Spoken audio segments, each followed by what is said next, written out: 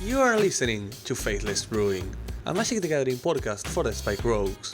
Each week, we design new decks for tournament play, and then we put our creations to the test so we can share our findings on the air. What worked, what didn't, and what can be optimized for the following week. On today's episode, Cavedan and Morde take a deep look into Dominaria United as they make the final predictions regarding the set. Will any of them be proven right once the decklist start to trickle in? Join us to find out, and hope you enjoy the episode.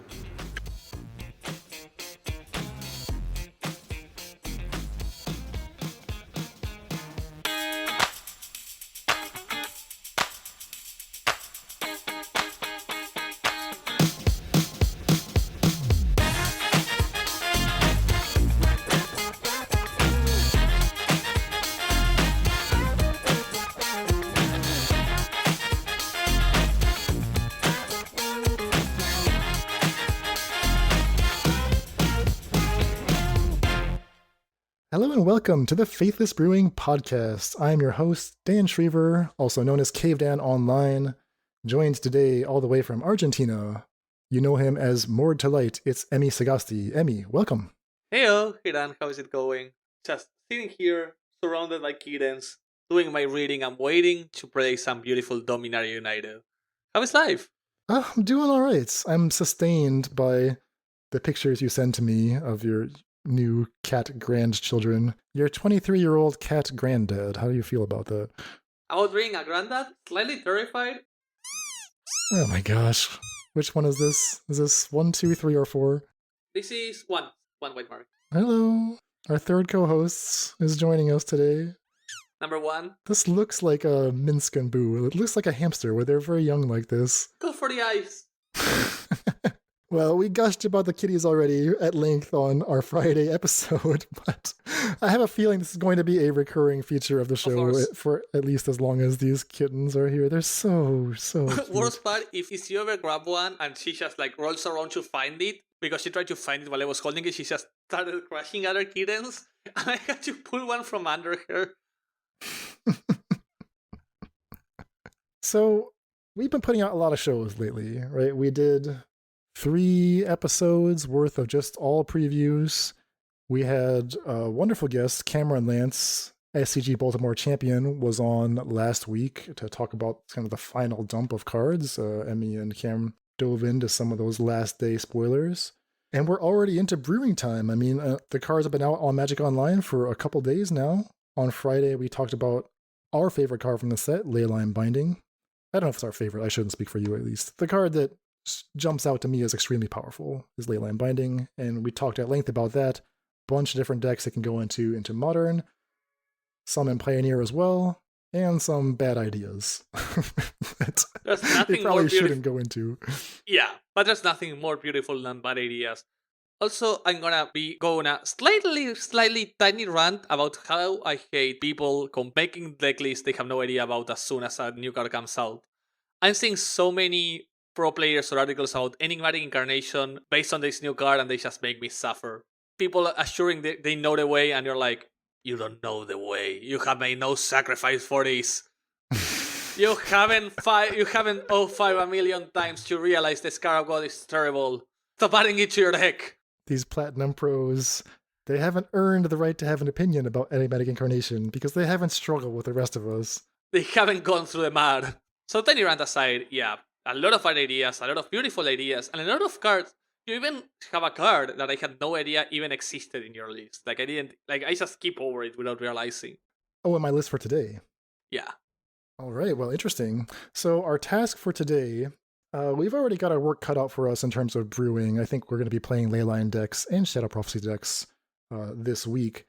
But what we want to do in this episode is kind of take a step back and be like, okay, we've just been in a flurry of cards everywhere. This new card, that new card. Sometimes it's like a bit too much. We gotta just sort of sort the wheat from the chaff, right? Which are the cards that actually matter from this set? So we like to do a bit of a wrap-up, a preview wrap-up, top 10 lists, or top 5 in this case, where for each of the respective formats that we care about, Modern and Pioneer, we try to distill like the cards that actually matter. The cards that you're going to see in top tier decks, or the cards that we are just most excited to start working with. You know what I fear? if we start talking about overrated stuff or cards we didn't like, I know 100% the monthly project is gonna be one of each of those fighting for the top. Because I think one thing our producers enjoy more than brewing is seeing us suffer while brewing. As is their right. I mean, they own us. As is I won't ever resign their rights. I'm just saying, we know you. I do have a list of overrated / misunderstood cards that I will get to those later, but we should start with the good ones. So that's our plan of attack for today. And just a reminder before we dive in that we are a listener-supported show, which means that if you enjoy this podcast and want to help support what we do, the best way to do that is to go to patreon.com/Faithless Brewing. Join at any tier you're comfortable with. Can be $1 a show, can be $1 a month if you want, but whatever tier you can support us, that really goes a long way, helps keep the show going. Everything helps, everything puts a smile on our face, and just keeps us going day to day, stream to stream. Exactly. You'll get access to our Discord community, got a wonderful community of brewers there, and the beginning of a new set is always the most exciting time, just to see what people are throwing around, see what everyone's working on. Yeah, a lot of rules flying around, even now as we speak, people discussing what you play in Pioneer, what you play in Modern. Also, huge upside, the community leagues are back. So members of our Discord fighting over different formats along the month for the right of being the new king of our community league. This community league started with a week of Modern into a week of Penny Dreadful, followed by a week of Pioneer, I think, and the fourth format is Picker's Choice by the winner of the last one, Darshik. So we have no idea what that format might be quite literally anything.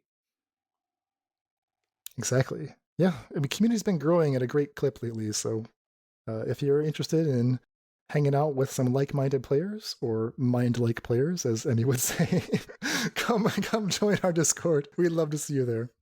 100%. So, Dan, our beautiful list for today. All right, let's start off with the top 5 most impactful cards. These are the best cards, you can put it that way.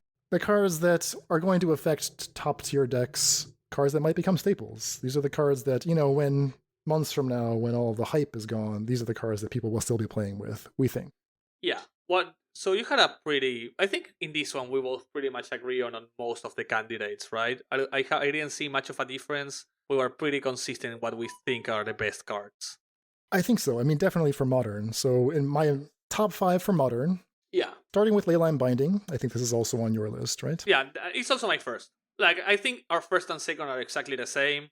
Shadow Prophecy and Leyline Binding, we talked the whole episode about it. Shadow Prophecy, we talked half an episode about it. This is surprising, right? Shadow Prophecy, 2 in a black instant. Look at your top X cards of your library, where X is equal to your domain. 2 go into your hand, the rest in your graveyard, then you lose 2 life. Really surprising card. Came out on the final day of spoilers. I think it wasn't even previewed, right? It was just part of the dump. No, it was just part of the dump as a common. And I love it. I had someone tell me Fact or Fiction is better than this because you get 3 cards, and I was like, you only get 3 cards in Fact or Fiction if either there are not the cards you want or your opponent is really bad at the game. Right, I mean, Fact or Fiction, you get some choice, but not complete choice. Shadow Prophecy is not only cheaper than Fact or Fiction, I mean, that's such a huge difference. The one mana difference, like people say you lose 2 life. I can assure you, paying 1 less mana for stuff is worth more than 2 life. Just make it cost 4 and give it Phyrexian mana, and then tell me it's not amazing. You know what? Make this cost 4 and give it Phyrexian. Fact or Fiction with Phyrexian mana, but better. It's a better effect than Fact or Fiction. Yeah, I'm amazed by this card. I could be wrong, but I think we both really like this. And I initially put this on my underrated list, but I just decided to promote it to best overall. Yeah. So my third card, yes, is Rundeveldt Horde Master, the Goblin Lord. Dominaria United gave us a set of 5 2-mana lords. We got an elf, a merfolk, a goblin, a soldier lord, and a cleric lord. That's a bit surprising. I thought they would do a zombie lord to have like a complete alpha cycle there. A little bit disappointed there, but they avoided the zombie lord and the human lord just to not power up already existing tribes. They went for soldiers and clerics. I was so sure they would do a zombie lord. I mean, it's supposed to be a callback to the game's history, right? Like Alpha had Lord of Atlantis, Goblin King, and Zombie Master, and there was no elf lord, right? It was like those were the 3 original tribes. I don't know, missed opportunity there. Just gonna say that. But let's focus on the lures we did get. The Rudenvelt Horde Master, 1 in a red, gives your other goblins +1/+1, and whenever any goblin you control dies, including tokens, including itself, you exile the top card of your deck. You have until your next end step to cast that card if it's a goblin. So why does this matter? Well, it upgrades the goblin decks on like 3 important axes, right? Goblins actually don't really have a 2-mana lord, and we talked about this during the preview week. So this is the first 2-mana goblin lord, which immediately opens up new aggro lines for goblins. It provides built-in resilience, right? One of the reasons tribal decks often fail, especially in the age of Unholy Heat and Fury, is that, they just get picked off so easily. Your creatures just die immediately. Horde Master, unlike the other lords in the cycle, has built-in resilience to removal. Multiple copies stack, so you are not punished at all for that. And you can even, if you want to, you can go deep and build some kind of combo deck where, maybe Skirk Prospector plus Horde Master allows you to dig really deep for some combo pieces. I mean, there's so much the Horde Master can do. I mean, the fact that half of the time it draws you a card, it's insane. The fact that it allows you to cast it until your next end step is insane. The fact that the first 2-mana real Lord Goblins has ever had is shocking. Like, I'm surprised that the tribe never got a 2-mana Lord before. Yeah, I mean, I'm surprised too. I think it's because Goblins is considered to be a powerful tribe, so they didn't want to give it a 2-mana Lord. Yeah, but now that it got severely hit by MH2, this is an interesting aspect. Sets are made with 3 years on the back, which means Horde Master got designed before MH2 got released. So they knew what Fury and Solitude were bound to do. They knew decks needed a little bit of help. Yeah.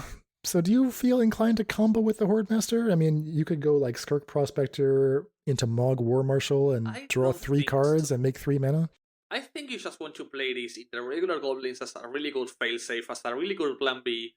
Also, remember, if you're about to combo with Goblins, you need to be extremely careful with Horde Master. You play your Snoop, you play your Harbinger, tutor to the top, make your tokens, when you put on top the new 4-mana 1/1, the 4-mana 1/1, what's the name? Sling Gang Lieutenant. When you put Sling Gang Lieutenant to the top, sacrifice your Horde Master first, so you don't exile your top as you sacrifice your Snoops, and in response to the trigger from the Horde Master, sacrifice your Snoops. Oh, interesting. Because if you sacrifice a Snoop first and you don't hold priority, you're exiling that Lieutenant from the top, and you're losing that ability. Can I just leave the Horde Master in play and just hold priority and sack all my copy tokens, and I still get the trigger, don't I? Yeah, but you're exiling your whole deck. Oh, right. So you have to be careful with that as well. Because if I somehow you're 20 cards, I only have to do it 20 times. Yeah, but somehow, like, the best answer tends to be sacrifice your Horde Master, and with the trigger on the stack, sacrifice your... So you don't have to hold priority on NDHO for 22 years, because you are bound to miss a control click and screw your combo. Okay. Have that into consideration once you're playing with the Horde Master. I think the other thing that I'm tempted by, and again, this is probably bad, but there are cost reduction goblins. There's Frog Tosser Banneret, there's Goblin War Chief. Yeah. And those also play very nicely with the Horde Master. I mean, there's also a Goblin Anarchomancer, but that's maybe not as good. So I don't know. I mean, that leads more towards the combo angle, and I think it's a fair warning to not get too fancy off the bat. You can likely really go off with the Dirty Cat combo. With Dirty Kitty, the Fecundity, Skirk Prospector. Yeah. Interesting. Empty the Warrens. Yeah, Horde Master triggers on tokens. It's just a stunningly powerful card. So that's why I have it as my number 3 spot in Modern. Okay. In number 4, pretty boring card, I put Temporary Lockdown. The card that commemorates the COVID era. It's pretty safe, pretty boring card. 1 white enchantment. Exiles all non-land permanents, CMC 2 or less, as long as Temporary Lockdown is in play. Yeah, just an amazing card. So this also made your list too. Yeah, it's just, like, these two just got inverted. I think Temporal Lockdown is more powerful than Horde Master, just because it will see sideboard in a lot of decks. Like, just seeing how... What's the name of the 3-mana saga? Hidetsugu consumes all. If Hidetsugu consumes all could see play, this is just so much better in a lot of sideboards. Like, play this against Hammer, they can get rid of everything, even Paladins and Stormforge Mystics. Yeah, one weird thought, and this might be going too far down the rabbit hole, is if Leyline Binding is as good as you and I think, if Temporary Lockdown is as good as you and I think, Enchantment. is there going to be like an enchantment enchantment hate meta. Like, we've already got Maybe. Urza Saga, Blood Moon could see an uptick in play to counter leyline bindings.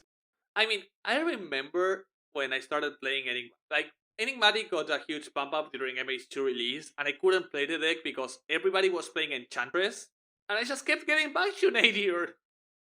Seriously? Interesting.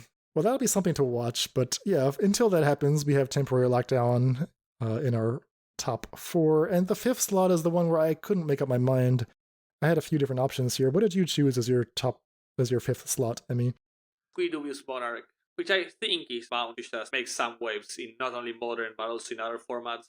2 and a red, Goblin Noble, 2/2 creature. Yeah, 2/2 haste. When it attacks, create a 1/1 tap an attacking goblin. It has Cape 4 for 4 mana.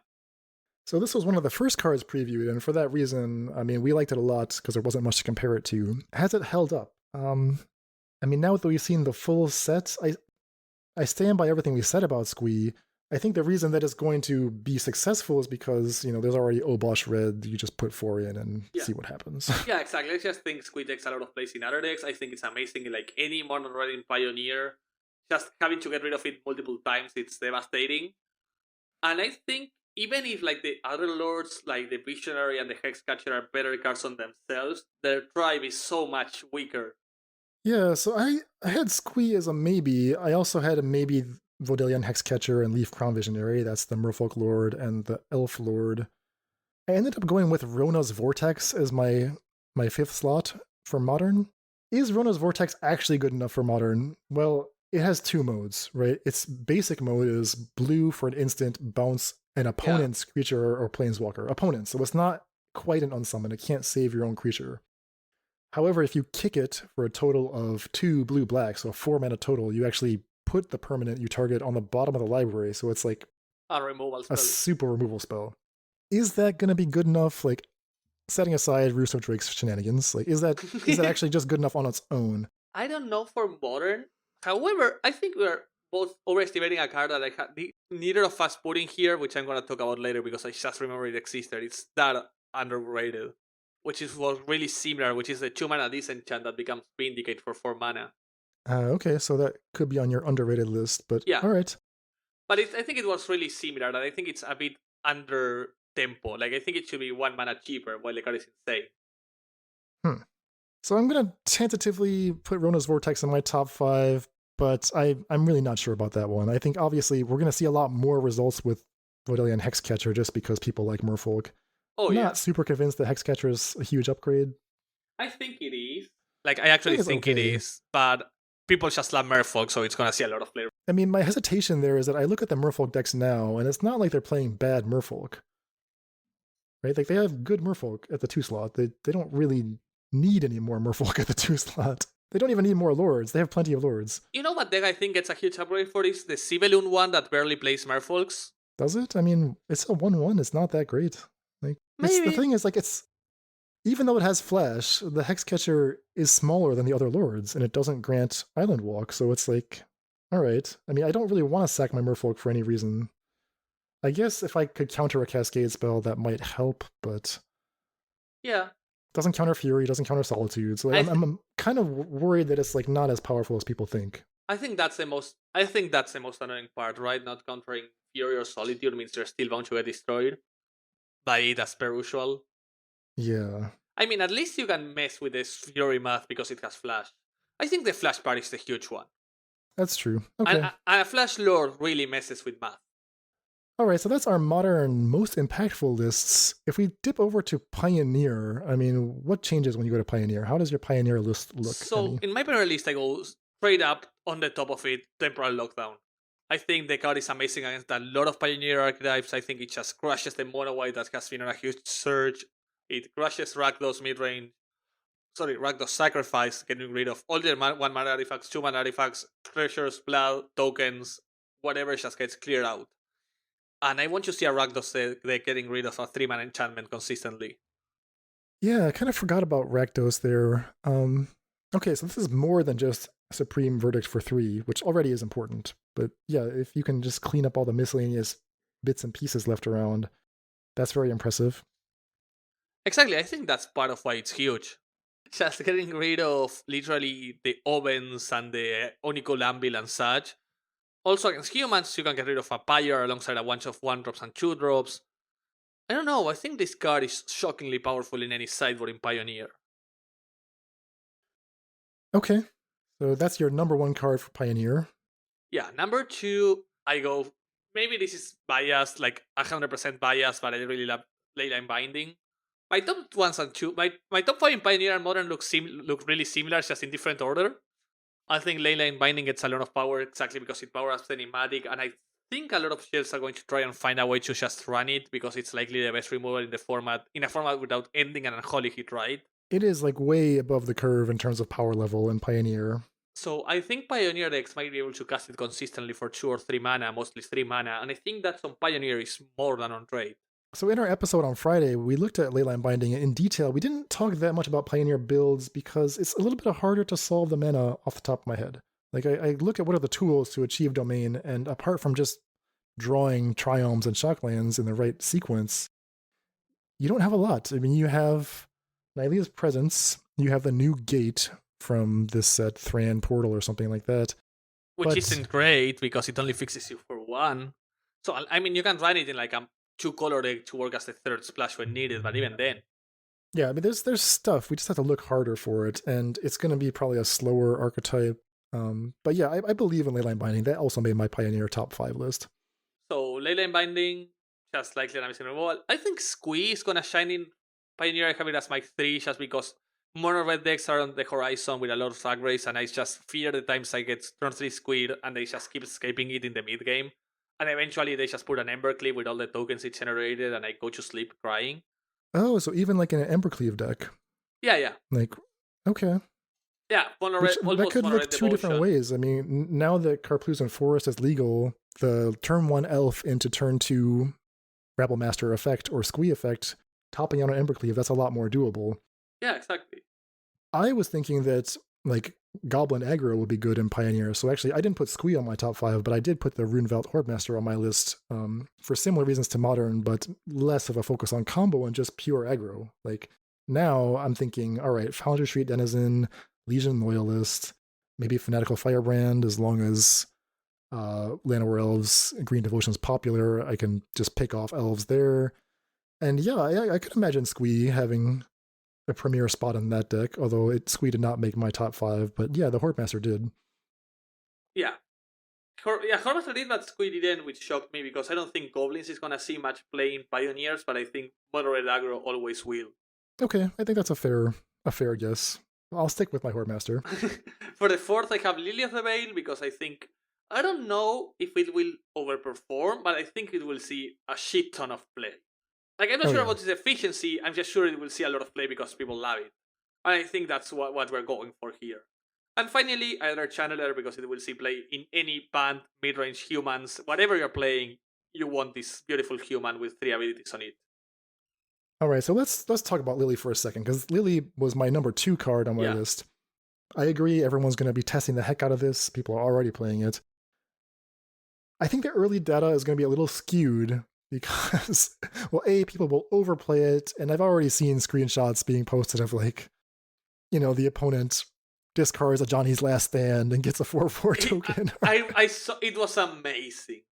People loading up on Loxodon Smiters and Nullhide Feroxes, even Orvar the All-Form. There's a bunch of cards that specifically punish Liliana of the Veil. You can kind of meme and stuff your deck with them, and I think you'll do quite well for the first couple weeks. So we won't get like true data on Lily for at least maybe the first 3 or 4 weeks till people get that out of their system. Yeah, so it's gonna be extremely biased at first. Also, even more skewed because it's the only card from Dominaria you can actually play. Oh, right. Yeah, just the way that Magic Online releases works. Because reprint. Everybody has the card, so it's gonna see a lot of play even before. The same happened with Fire and Ice with M8. Correct. So I think that when the dust settles, Liliana of the Veil will be a powerful addition to the format. Not just as a standalone attrition card, but it actually has neat synergies, right? It's a discard outlet. If you're trying to do, I don't know, like Greasefang or something, for example, works with your own Delve spells. Like, it's a really good card. It's just a generically good card. And in Modern, I mean, we've come to think of it as just like a pure attrition card, but actually Lily has a lot of unique skills. Yeah, I think Lily is actually a playable card. I think she will see play. I don't think she will see as much play as she thinks today. because today was insane. So your fifth card is Ether Channeler, a value creature. My final slots go to a little more brute force. I'm going to go with Balmor, Battle Mage Captain. Kind of a boring card. This is the blue-red bird wizard legend. Yeah. It's 1/3 with like a super prowess. Whenever you cast an instant or sorcery, all of your creatures get +1/+0 and trample until end of turn. Upgraded version of Adeli's Ascenderwind, right? It doesn't require wizards, right? So everything gets a boost, including Monastery Swiftbeer, including tokens from Young Pyromancer if you want to do that. And it's just at a better spot on the curve, right? Like Adeli's turn 3 was always pretty disappointing, right? You tapped out, you didn't trigger any of your prowess. Balmor on turn 3 is a much different story. Balmor plus a spell triggers everything. It triggers your Soulscar Mage twice. Like I think this is just going to be a huge upgrade to the blue-red prowess archetype specifically. It's even a wizard, so you can do Wizards of Lightning. Yeah, I think this is exactly what we discussed in the first episode. It being a wizard has to be relevant for it to be good. And luckily in Pioneer, the wizard tag might actually be important. Gives your creatures trample, I forgot to mention that, so like chump blocking is no longer on the table. I mean, it's just so many generous little tweaks that they gave to Balmor. So I'm putting this in my top 5 list because I don't think it's a very interesting card, but I do think it is going to be powerful. I agree. I think it will be powerful. I'm just not sure if the archetype is powerful enough for me to guarantee the top 5. All right, so we agreed on Lily. We agreed on Leyline Binding. We each had a goblin. I had Horde Master. You had Squee. I had Balmor, where you had Ether Channeler. And where you had Temporary Lockdown, I wasn't really sure again. For my 5th slot, I think I just put Rona's Vortex here again, just because... Roost of Drakes. because of Roost of Drakes. I actually think this will be powerful in Pioneer. Yeah, I agree. I know I'm memeing, but it might not be specifically Rona's Vortex. It might be a different kicker card that, pushes that deck to the top, but I think I'll be starting with the Vortex. I agree. So yeah, I'm surprised you didn't go for Temporal Lockdown. I just kind of thought of it as immediately as a modern card. But yeah, it's going to be good in Pioneer 2, I think. Maybe that'll be my 5th card if it made the list. So after that, we have the most excited to brew. Yes, these are the cards that, these are the Faithless Brewing cards, the cards we want to work on. And we have to stick to form. We have to start with the card that we already brewed with. So I put Leyline Binding first on the list just because, I insisted on doing this first. But as you heard, if you listen to our Friday show, Shadow Prophecy, which goes in the same mana bases, is equally, perhaps even more exciting. Yeah, it's an amazing card. So those are kind of tied for first on my list of most excited to brew with. Exactly as I said on Friday, Shadow Prophecy is my first. I'm not excited to brew with Binding. I just think it's powerful. But Binding makes me want to brew with Prophecy, which is just something that makes me really excited for. My number 2 card is Maria, Scholar of Antiquity. 1 green-red for a 3/3 Elf Artificer. She's like a mini Urza in Gruul colors, which is very, very strange. She doesn't work with tokens, so that's the big drawback to Maria. She can only tap real artifacts, but she has 2 different ways to use them. She lets you tap an artifact to generate either green or red mana, so that's similar to Urza, or she taps 2 artifacts to exile your top card and you can play that card this turn. So she's kind of like an all-in-one mana and draw engine that I think is super powerful. It's even cheaper than Urza's activate ability as long as what you get costs less than 3, like in a deck that's trying to go like smallly infinite. So you can easily go infinite with Paradox Engine. I think you and David talked about this during the preview week. Extremely easily. You could go infinite with Mystic Forge. You go infinite with Song of Creation. But the thing that I think sets Maria apart is that you could just go infinite just with Maria herself without anything else. Like if your deck is cheap enough, she provides the mana and the card draw to just like single-handedly go off. Like you don't have to add a second bag card to the list. So I think it's going to be like a puzzle that we'll have to solve, but she's asking like really interesting questions in colors that we haven't seen before, and with the really interesting restriction that it can't use tokens. Yeah, so people were excited about, literally the first argument was, someone gave in the Discord was, I can think of 50 reasons this is going to be amazing. Of course, referring to the 50 points of life beacon to burn your opponent for 50 immediately. Oh, with Ether Flux Reservoir. Exactly. Like trying to go off with one or two mana artifacts and just like storm out with like a paradoxical outcome. Yeah, I mean, I'm really excited for this, and maybe even put it in Bard class. I'm not sure. Like, there's a ton of stuff to do with Maria. That's what I'm really excited to work on. Super interesting card.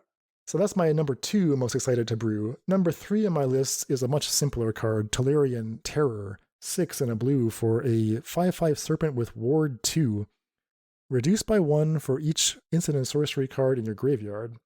So like a Cryptic Serpent, but it's slightly smaller. So like a Cryptic Serpent, but it has Ward, which is huge. And it also can cost a single blue pip instead of 2, so that's also huge. That's like the difference between Tombstalker and Gurmag Angler, if I can borrow that analogy. I haven't heard a lot of talk about Tolarian Terror, so my interest in this card is actually mainly just... You just want to spite people. This is out of spite. You just got told you couldn't. Exactly. Right. I've been told that you can't do this because Graveyard Hate is too strong, or because it's worse than, whatever you want to say, Murktide or Dig Through Time or whatever format you're in. People feel like the graveyard should be given over to a different card. Like, you can't have too many cards that need the graveyard. I think Tolarian Terror is good enough that it can hold its own as like your featured graveyard threat. And I just want to prove that. So I'm excited to work on Tolarian Terror. And I'm not even sure which format it's going to be. I think it's actually more powerful in Modern. 4th on my list is Urtai Resurrected. And this is, because David's not here, I have to put a David card on this list. He loves Urtai Resurrected. I think he got in love with it when I mentioned you could control your own triggers in stuff like the cards he loved, like the Sultai creature. Sorry, Grixis one. I didn't even realize this until you guys talked about this. I was thinking Urtai is either Remand or like Fatal Push, but it's actually much more than that. So the card is 2 blue-black for a 3/2 flash, legendary Phyrexian human wizard, whatever, 3/2 flash for 4 basically. When Urtai Resurrected enters the battlefield, you choose up to 1. So you counter target spell, activated ability, or triggered ability. The controller of that ability that you countered draws a card. That's your first option, which is actually 3 options. Your second option is to destroy another target creature or planeswalker. Its controller draws a card. And your third option is to do neither of those if you just want a 3/2 flash to trigger your Slither Wisp or whatever. Urtai is so cool. I mean, there's like, we just talked about 5 options built in right away. And I think you and David did a great job of explaining how even though giving them a card might feel bad, it's actually probably pretty tempo positive for you. And what I'm intrigued by is like, that's the first time you use it. If you can set up Urtai to blink Urtai, you could potentially just completely lock someone out of the game. Yeah. I have seen a lot of takes that opponent drawing a card is worse than giving the spell back to their hand, which just isn't correct most of the time. Yeah, I agree. I think you made a great point about that. It may be the case that if you just throw this card into any random pile, that Venser is better, but like Venser is also bad. You have to build around these cards, and that's why it makes my excited to brew list. Just to find the perfect call. You just want to counter your own trigger. Well, I don't want to do that specifically. I'm more interested in like setting up some kind of blink lockdown effect, but yeah, I'm intrigued. I think we're definitely going to be spending more time with Urtai. David will insist. And finally, rounding up my list is Roost of Drakes, which is not actually from this set, but there's like 20 new kicker spells in this set, and I'm definitely going to be working on some kicker deck. No surprise. What about you, Emmy? What's on your top 5 most excited to brew list? We both started with Shadow Prophecy, and the second one is a card I'm not excited yet, but someone is going to convince me to be excited about, and I don't know who's that going to be, which is Ursa Assembles the Titans. 5 mana saga, 3 and double white, with read ahead. When it enters the battlefield, the first step, scry 4, reveal the top card of your library. If it's a Planeswalker, you may put it into your hand. Second step, you may put a Planeswalker card from your hand into the play if it's CMC 6 or less. And step 3, you may activate loyalty abilities 2 times this turn. It's just a Super Friends deck, clearly. But the thing is, you have to make sure the third step is worth a card most of the time. Because the second one is just like ramping you 1 mana, which is terrible. And the first one is doomed to miss a lot of times. It sets you up for some potentially really explosive turns on the turn you trigger Chapter 2 and 3. Like, if you're able to cast Urza Assembles the Titans with the luxury of just doing Chapter 1, so you're just paying 5 to essentially maybe draw a card, that's a bad turn, but then your next 2 turns could be super explosive, right? On the next turn, you drop something in for free and you have all your mana up, and the next turn, you activate a million loyalty abilities. My biggest problem is the fact that first step is so bad. You I need mean, like it's weak. That's your luxury step, right? That's where the read ahead really makes a big difference. look at the pile of kitties. Oh my gosh. So the first step. Brief pause for kitten cam again was the 4 new kittens that. Oh my gosh, those are so cute. I'm killing them. See, Pippin appears randomly just to look at them when it is Proud Papa Cat is coming to check on them now that Mom's taking a break. Yeah. It's so cute. All right, back to your list. Returning to Ursa, who was never a proud papa, never looked back on his heel. Terrible character. Yeah, the first step you need like 20 planeswalkers to hit reliably, which is like a stupidly high number, but I can see this in a Cartel Lion sort of deck just starting to really go off. Planeswalker that kills itself activating 2 times. So you go turn 4 cards, or turn 5 these on step 1. Turn 6 you go card, after you put in a planeswalker, and you try to find ways to go off and stuff like that. I don't know, it seems terrible, but I just want to try the deck. I just want to play Super Friends. I think in my initial notes I just wrote that this is not my style of card. Like, the only redeeming quality in that Karth line is that because of read ahead, you can go Karth into Urza Assembles the Titans and just start on chapter 2 to immediately put a 6-drop in. But it's just too many knuckleheads beyond that. Like, it's most planeswalkers are a little bit too clunky, and Urza Assembles the Titans is also clunky, so I don't want to like fill my deck up with that. Yeah, the card decks that got any sort of success were the ones that played the non-clunky walkers, the Teferi, Brennan 6, Chase, maybe in the Teferi 5, and that's the top, like playing the less clunky as possible planeswalkers. So third, I have a card that might actually should have been my second, which is the Shadow Rite Priest. I want to play Cleric Tribal, and I won't be stopped. Yeah, I had Shadow Rite Priest on an earlier version. I think it's on my underrated list, so yeah. I also like this card. There's some decent clerics, there's some spicy ones. I don't know, I really want to try this and put like 1 Archon of Cruelty in my deck. So Shadow Rite Priest, 2-mana Cleric Lord, gives your other clerics +1/+1, but it's also a 2/2, so its base stats are really generous.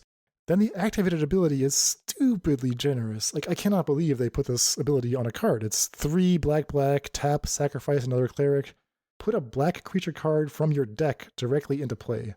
Yeah. Like, Gristlebrand, Archon of Cruelty, whatever you want, you tutor for it and put it directly into play for 5 mana. That's nuts. I mean, like, that's not that powerful in a vacuum, but like, it's on a card we already want to play, right? Like, we're already happy, theoretically, we're already happy playing this 2-mana Lord that's generously statted. So, I mean, the reason I put this on my underrated list is just that I think people don't understand how many good creatures are clerics. Yeah, people never look at that tag.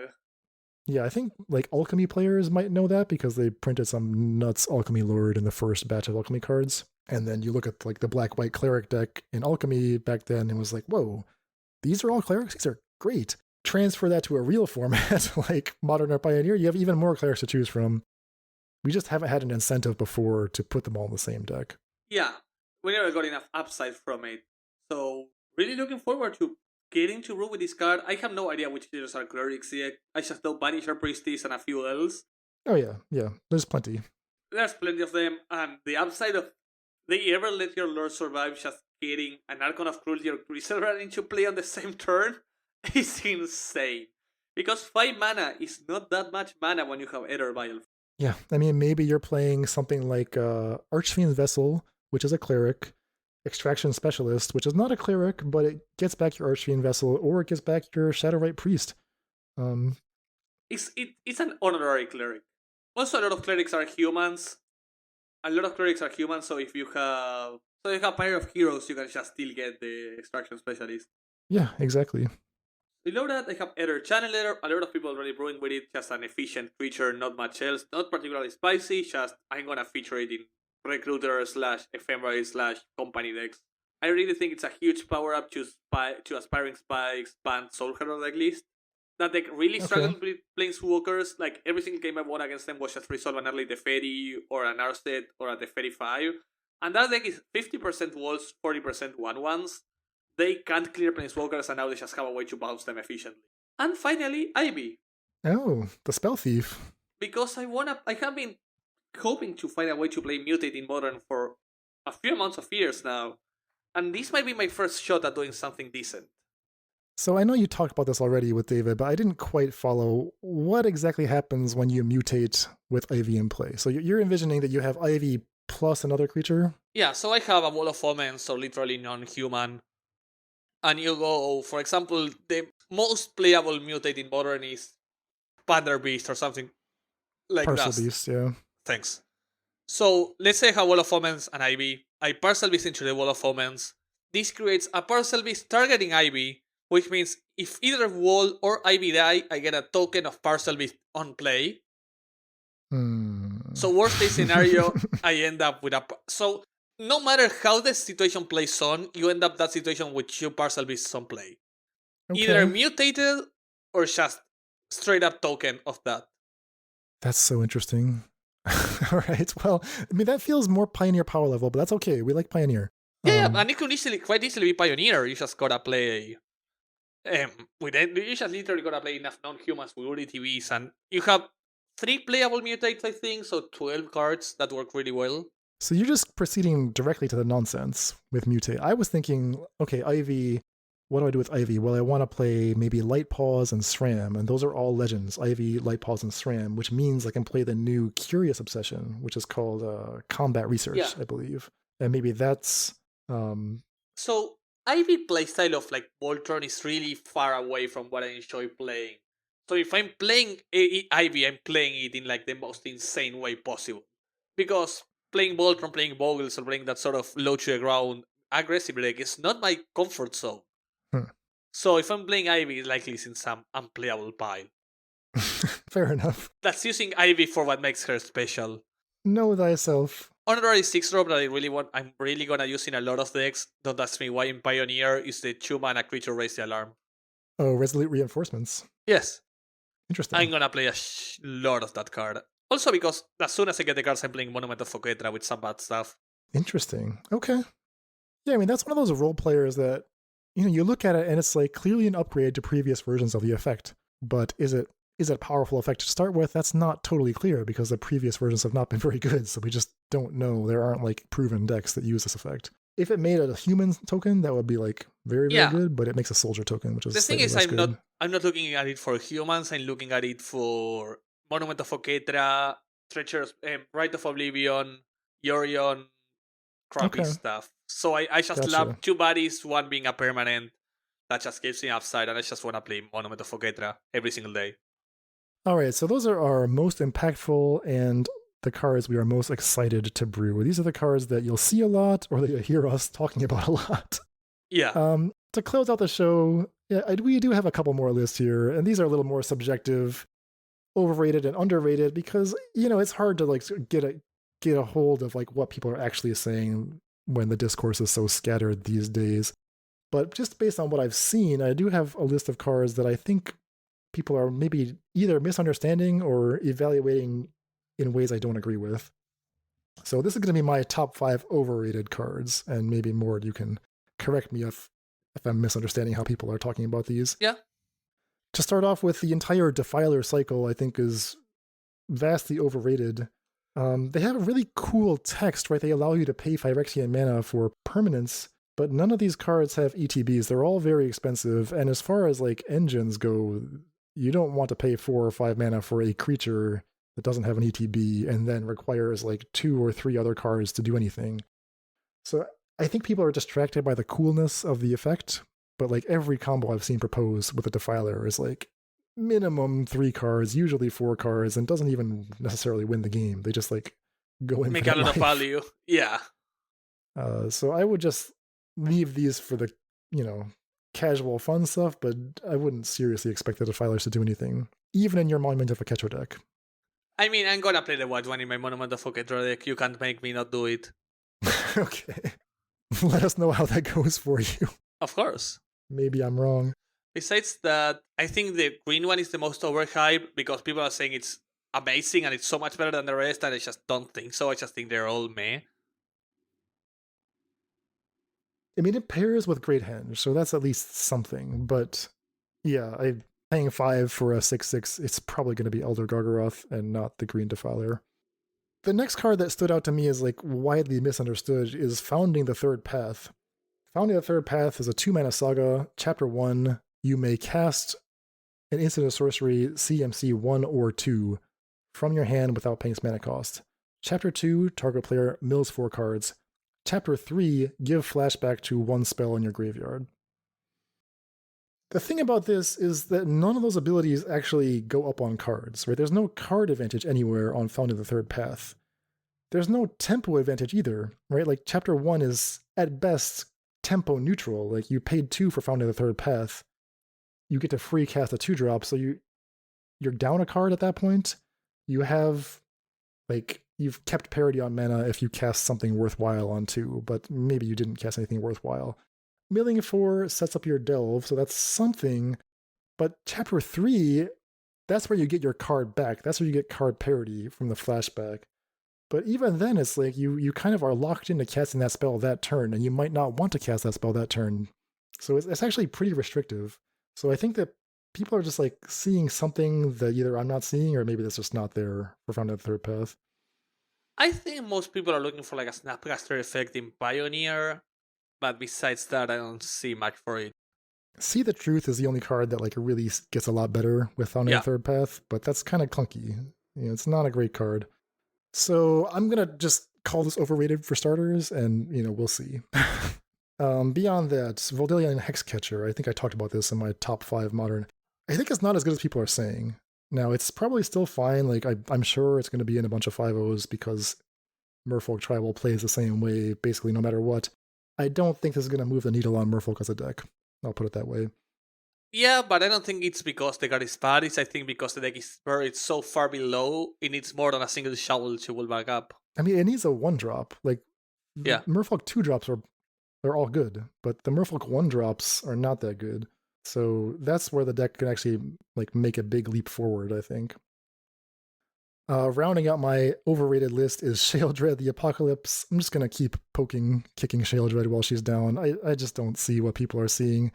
And by people, I mean like whoever is buying Sheoldred at $35. I don't understand it. Like, this card is not even that good in EDH, so I don't quite understand. I mean, it's cool. Maybe that's all it is. Yeah, I agree completely. I think it's cool. I think it's interesting, but it's not powerful enough to reanimate it, to do anything. Sheoldred the character is interesting. Sheoldred the card is not interesting. I agree, and that's the big mistake. And finally, Cut Down. Black instant destroys any creature whose combined power and toughness is 5 or less. I don't think it's good. I don't know. People talked about this when it first released, and I never liked it. So it should never replace Fatal Push. Like, there's so few creatures that Cut Down hits that Fatal Push does not hit. I didn't find any. I didn't find enough to be mentioned. Right, so then it's a question of, do I want more than 4 Fatal Push? And if so, does Cut Down give me more of the effect? And like, maybe, but I just don't think that's going to come up. I'd rather just have a more reliable kill spell, even if it costs me 2 mana, of which there are plenty of options. Yeah, exactly. So sorry about people that were really excited for some of these cards, but sorry Nikachu, sorry Merfolk enthusiasts. I just don't see the deck seeing the light of day again. And Sheoldred, I'm gonna say it again, design sucks. And I'm gonna keep my conspiracy theory that that's because of Shadowrite Priest. Oh, okay. Alright. Sheoldred died so that Shadowrite Priest could take wing. Yeah. So my first take is Lily of the Veil, not because I think the card is weak, but rather because I think people are overhyping how it will be good. I just think it's getting overhyped how good it will be. So you're saying Lily of the Veil overrated for Pioneer right now? Yeah, I think it's good. Like, don't ever say I don't think it's good. I just don't think it's as good as people think it is, if that makes any sense. I think it's a good card, not an amazing card. I think it's like somewhere between good and amazing, so I'm gonna... Okay, I'm gonna say it's not overrated. I think it's properly rated right now. I'm bound to be mistaken on that one, and I wouldn't be surprised. Like, it's not something that I could, like, swear on and be sure about. I just don't see it being as good. Secondly, I agree with you, Founding the Third Path and the Filer Cycle are my 2 and 3 instead of 3 and 2, instead of my first and second. Class of Heroes I saw a lot of talk about, and I don't think we'll see any play because it's just a land with slight upside. And finally, Llanowar Widow. I think it's a card that's just a fabrical land. I'm not on your boat with the Llanowar Widowmaker. My boy. That's my boy. I know. I'm sorry to that to your boy, but I have seen a lot of people hyping up the boy, and I can't see the power in ya boy. You've seen other people talking about this. Oh, okay. I haven't. So. Also, someone in the Discord just posted, okay, I'm all in on founding the third path. Oh no. Well, I mean, they're gonna answer the question. I could be wrong about founding the third path. they're hyping it up in Esper Greasefang. Interesting. Next to that, we have the top 5 underrated, which I think here we might agree in a lot, because these are cards that I think people think are unplayable, but rather might see a tiny amount of play. Yeah, underrated, again, very subjective, but I mean, always there's so many cards to talk about during preview week that any card that's like not really getting that much discussion is potentially underrated. So these are cards I just want to like call out again in case you missed them during the blur of previews. These are cards that are worth a closer look. Do you want to start, Emmy? Yeah, of course. So first of all, this is like the exact opposite of Lily. I don't think the card is great, I just think it's not as terrible as people say, which is Karn Living Legacy. Saffron Olive has been going off about this card. He's been a lot. Saffron Olive has been shooting bullets at Karn. So I think it's bad. I just don't think it's as bad. Like, I can see games taking away with this. I can see the extras do something with it. I don't think it's good, like, at all right now. I don't think it can be disqualified so far before seeing the next spoilers. So this reminds me in a sort of way of what happened with Mox Amber. Not because I think the power is similar, but on release it was terrible, and then stuff started to happen. Emery happened. Breach happened. Ragavan happened. Yeah, Karn is not as good as all that. It's not as good as Mox Amber. But they said that Power Stone shards, that the Power Stones that Karn generates are part of the next expansion. Like, there's synergy with them. So maybe that's just something setting up. Secondly, I have the Hoti Shin, because we talked about with David. Just a creature you have to remove, both if you're fighting for board or if you're fighting for the tempo or like against the combo. It's a card that's bound to like really do a lot of stuff. So let's read these cards just because these are maybe not as well known. So Hoti Shin, 2 and a blue for an star 4 flying with instant and sorcery you cast cost 1 less, 1 less colorless. And it has power equal to the number of instant and sorceries in your graveyard. So a mono white Enigma Drake, mono blue Enigma Drake that also has Paraltex attached to it. Correct, yeah, and it does cost 1 blue. But that's fine. Yeah, so it combines the power of Goblin Electromancer and Baral with Enigma Drake. And that, it doesn't seem like much. It's a small tweak, but I think that makes a big difference, right, in terms of like what role it can play in your deck. If you put an Electromancer in your deck, you're saying that I really, really expect to get a lot from the cost reduction, so much so that I'm going to play this weak off-plan creature. Haughty Jin lets you kind of have it both ways. Like, you can just have a nice combat creature that also generates a ton of mana. This is a serious combat stats for Haughty Jin. Even if they wipe out your graveyard multiple times with like Go Blanks or whatever, you can just keep churning because you're getting cost reduction and you'll build it back up again. Really interesting card. There's a reason we both have it as a second. I think that's just because people did not talk anything about it. Yeah, I also put Haughty Jin as my number 2 underrated card. Following that, I have Shadowrite Priest. You have it as your first, I have it as my third. Super excited for it. I really want it to see some play. And I really want to brew with it eventually. Your fourth card is one that I had flagged to talk about, and David just shot it down immediately. Yeah, I actually like this card. So we're talking about Serra Paragon, the 4 mana 3/4 flying Lurrus that can get. So it's 1 more mana. So it's 1 mana more expensive, not playable in mono black, and it has an exile clause to make sure whatever you play gets exiled the second time. This can be sort of tricked as we discussed with cards like Cathar Commando on the last episode, but it also gains you 2 life, which is not tiny. Yeah, 3/4 flying for 2 white. Once during each of your turns, you may play a land from your graveyard or cast a permanent mana value 3 or less from your graveyard, and then when you do that, the thing you bring back gains this exile clause that also gains life. The mistake I made was I described this in our notes as the white tireless tracker, which David has like a tireless tracker alert. Whenever I get on a tireless tracker rant, he just shuts it down immediately. That was your mistake. You should have sold it as mono white Lurrus, not mono white tracker. Okay, so mono white Lurrus. That's more accurate, yes. And my last card is a card I think is so underrated. Just by saying the name, a lot of people won't know which one it is. What do you got here? Gideon Beast Color. Quirion. I believe it's a 1 and a green for a 2/2, and its abilities have something to do with counters. Yes. So Quirion Beast Color, 2 and a 2/2 green and a colorless for a Dryad Warrior. Whenever you cast a creature spell, it gets a +1/+1 counter. And when it dies, you distribute X amount of 1/1 counters, where X is the number of 1/1 counters it had among creatures you control. So you like this card? I like this card.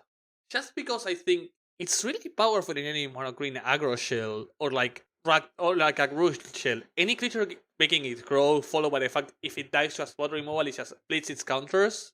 Interesting. So do you feel like you have to play like Hardened Scales, Winding Constrictor type stuff, or can you just play this in a regular aggro I think deck? this is just like in an aggro / devotion deck. It reminds me of a really old card. I think it was Servant of the Scales, which is something extremely similar from Teros.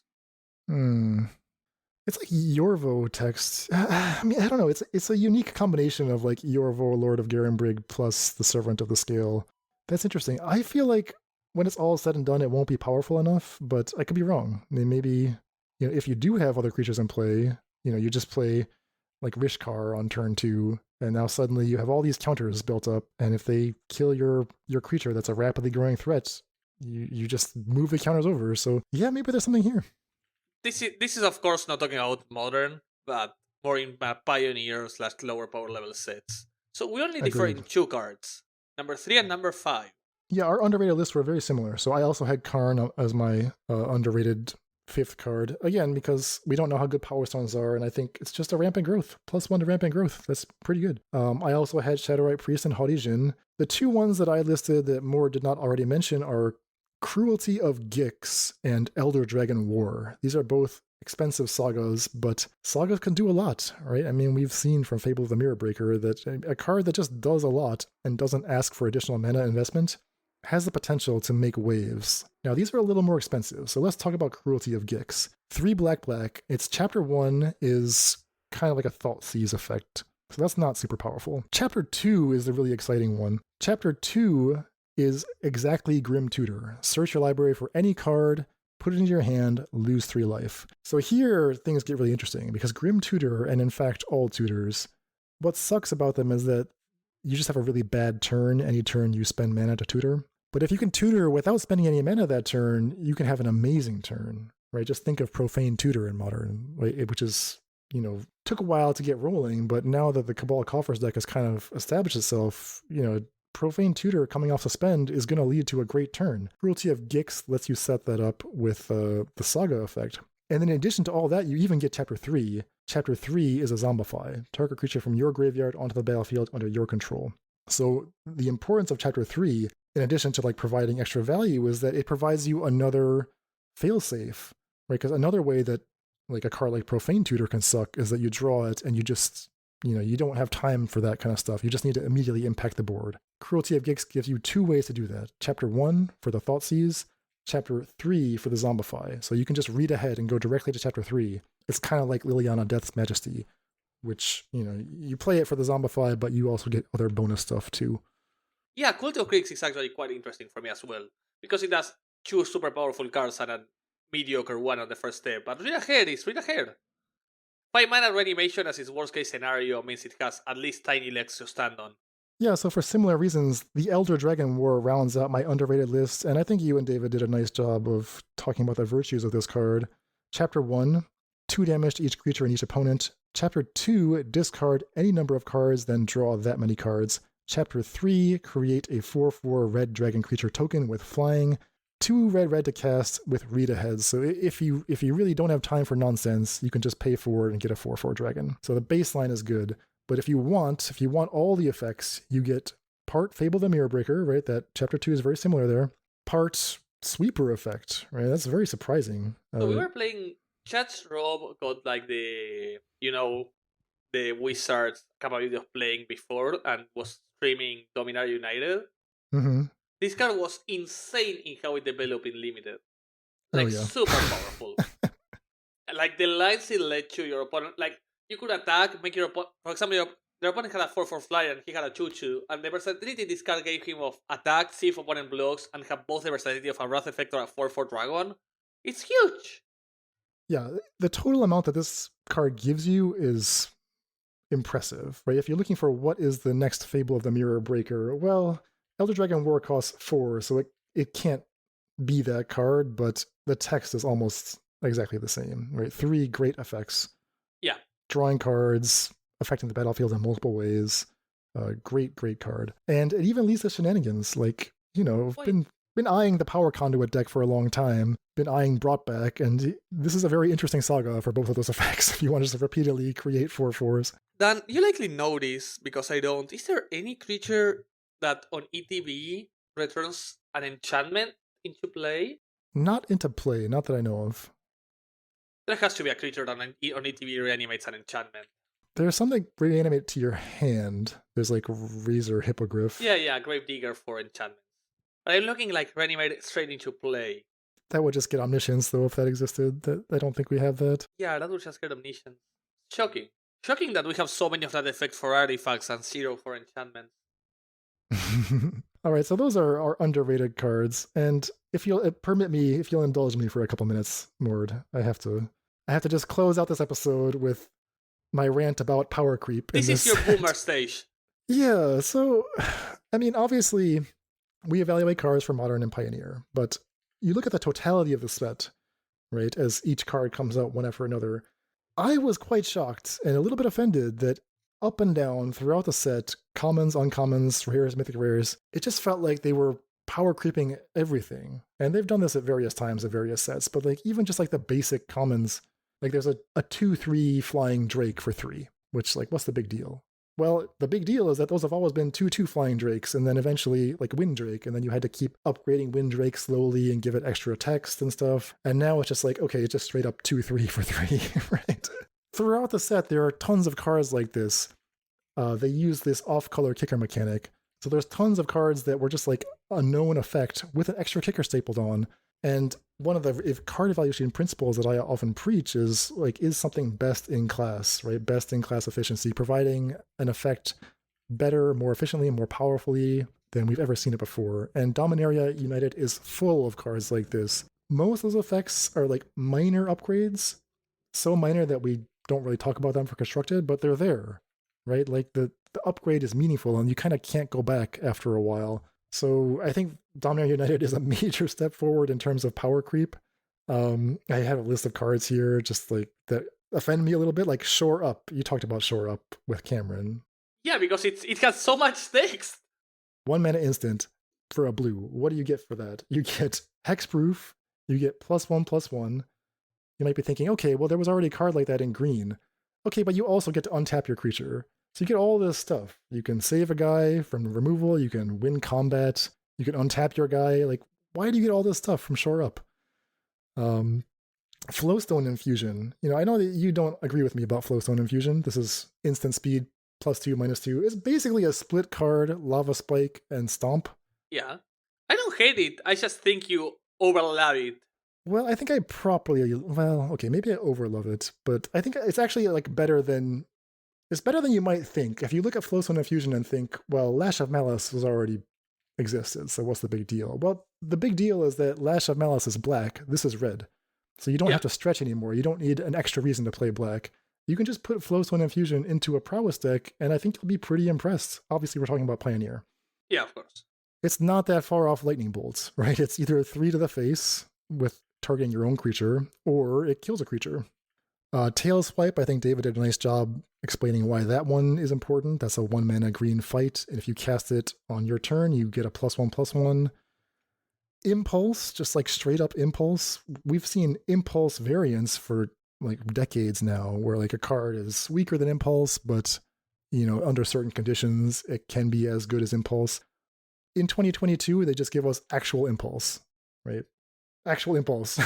It might be unplayable. Yeah, it's like not even the card anyone's talking about because the rest of the set's so powerful. But like Shimmer of Possibility sees play in Pioneer, and this is just that as an instant.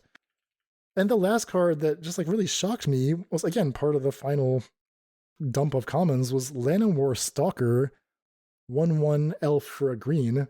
Whenever any other creature comes into play on your side, you get +1/+0 on the Stalker. So it was like a super Foundry Street Denizen. Not a card that elf decks have ever had access to before, so I think if you think of elves, you think of like mana generation. But it's entirely possible that, Llanowar Stalker is good enough that you could just build a totally different style of elf deck. Llanowar Stalker turn 1, Dwynen's Elite turn 2, Elvish War Master plus, another 1-drop, Shaman of the Pack. I mean, you're dealing lethal pretty quickly here without ever having to like ramp with elves. it's just really surprising how on these little things, they just chose to give you very cheap versions of very useful effects. Yeah, so Llanowar Stalker, a card that I don't expect to see a ton of play, but it's a card that, just don't ignore these cards. Whenever you see something that is unique, powerful in asterisk, but cheaper than ever before, these are cards to pay attention to, and Dominaria United is full of cards like this. Yeah, so super shocking about some of these. I didn't even realize, Impulse was, of course, a huge power creep over the others. Llanowar Stalker just sneak right below me. And Tailswipe as well, being an instant, is huge. Also, Dan, you just got tagged for a party time because we didn't realize a lot of these cards are clerics and wizards and warriors. Because Evolved Sleeper is a cleric, Ravenman is a wizard, and Bloodsoak Champion is a warrior. So party time in Pioneer? It's happening. I mean, I've seen Anthony Menino, I Play Bad Decks. He's been playing that Changeling deck again, and he put Kalia Zenith Seeker into it, which is the card I've been urging people to play in these Changeling decks. All he needs to do is add Coveted Prize, and he's going to have a winning deck, a beautiful 5-0. He's got a bunch of 4-1s right now with the Changelings. Yeah, party time. It's happening. Roost of Drakes and party time. No, stop. That's too much. You cannot mix them. Do it. No, these are separate weeks. Do it. Weeks, same obviously. Week. Roost of Party Roost. Party Roost. Exactly. All right. Well, I think we'll leave it there. Perfect. Thanks so much, Dan. It was a pleasure, Morde. As per usual. This is an amazing looking set. We're going to have our work cut out for us, that's for sure. Yeah, beautiful set. A lot to work with. And super excited for it. So happy for you, Dan. Hope the moving and such is not too troublesome. And see you again in 1 or 2 weeks. See ya. Bye. If you enjoyed this episode and want to keep up with our latest brews, you can support us via Patreon. This will not only grant you immediate access to our Discord, where you can find our Faithless Brewers, but also access to the monthly project, where you can help us choose what are we working for the following month. Finally, remember to tune in on Friday as our first brews start to pour in, and we can finally see what Dominaria United will bring us, besides some beautiful late night bindings. Hope you enjoyed the show, and happy brewing. Bye bye.